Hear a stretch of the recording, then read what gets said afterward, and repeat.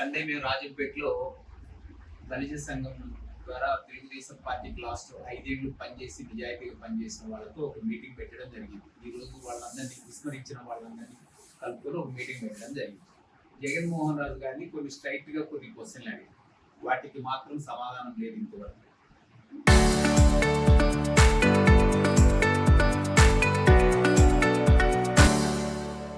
కానీ మా వాళ్ళను మాలో కొంతమందిని చీల్చి వాళ్ళను మళ్ళా మమ్మల్ని విమర్శించమని మమ్మల్ని తిట్టమని వాళ్ళని ప్రెజర్ చేసి ఏదేదో చేస్తున్నాం.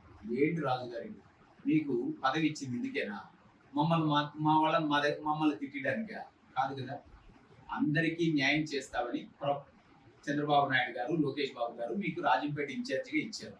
దాన్ని చేయకుండా ఒకరికొకరికి ఇది పెట్టి రచ్చలు పెట్టి అందరినీ చీల్చి ఏం సాధించాలనుకుంటున్నారు? మీరు రాజంపేటలో పార్టీని ఏం చేయాలనుకుంటున్నారు?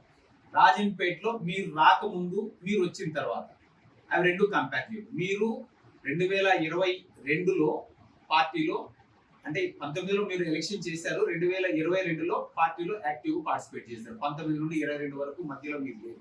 మున్సిపల్ ఎలక్షన్లు అప్పుడు అట్లా తలుపుమన్నారు, మళ్ళీ తర్వాత వెళ్ళిపోయారు. 22 మార్చి నుంచి యాక్టివ్గా వచ్చింది. దానికి ముందు ఏ సమస్య లేకుండా ఉండేది రాజంపేటలో.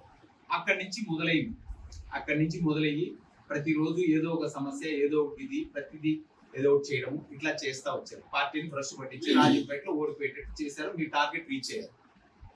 ఓకే, మీరు మమ్మల్ని తిట్టిస్తే మా వాళ్ళ ద్వారా మేము మా వాళ్ళని తిట్టడం వాళ్ళ విజ్ఞతగా వదిలేస్తున్నాం. మేమంతా ఒకటే, మేమందరం కలిసి ఉంటాం. ఎప్పటికైనా సరే ఎవరు ఒకరినొకరు తిట్టుకోం, ఒకరికొకరు ఇది చేసుకోం. ఏమి మీరు కార్యకర్తలందరినీ మనం తెలుగుదేశం కులం అంతే, ఇంకా వేరే కులం కాదు.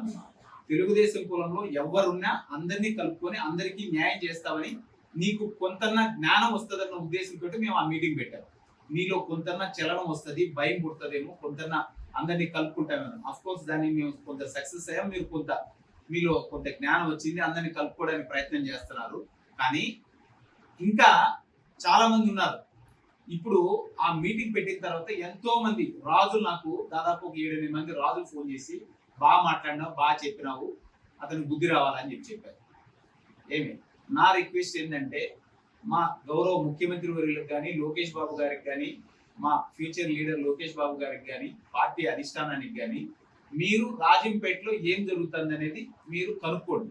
మీరు ఒక సీక్రెట్ ఎంక్వైరీ వేయండి, లేదా సీక్రెట్ సర్వే చేయించండి, ఎవరికి తెలియకుండా ఇచ్చేయండి. జగన్మోహన్ రాజు గారు మంచి లైజనర్ కాబట్టి ఆ పరిస్థితి లేకుండా మీరు జాగ్రత్త పడి రాజంపేటలో మీరు సీక్రెట్ గా సర్వే చేయించి మీరు ఏ డెసిషన్ తీసుకుంటే మీ డెసిషన్ ప్రకారం మేమందరం నడవడానికి సదా సిద్ధంగా ఉంది.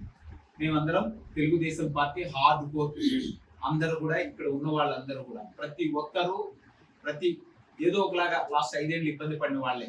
జగన్మోహన్ రాజు గారు పార్టీకి అంత కష్టపడి ఉంటే లాస్ట్ 5 ఏళ్ళు ఆయన మీద ఒక్క కేసు ఉందేమో తీసుకొని పోని, ఏ ధర్నాలో కానీ, చంద్రబాబు నాయుడు గారితో అరెస్ట్ చేసినప్పుడు ధర్నా చేసింది కానీ, లేదా రాజంపేట జిల్లా పోయినప్పుడు ధర్నా చేసింది కానీ, లేకపోతే ఇంకోటి కానీ, దేంట్లో అయినా సరే ఒక్క కేసు ఆయన మీద రిజిస్టర్ అయిందేమో రాజంపేట పోలీస్ స్టేషన్ లో కనుక్కోండి.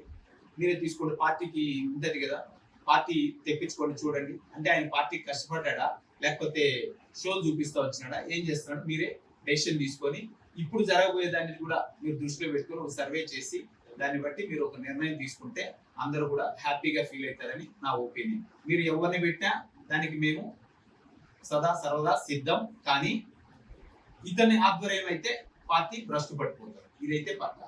Thank you.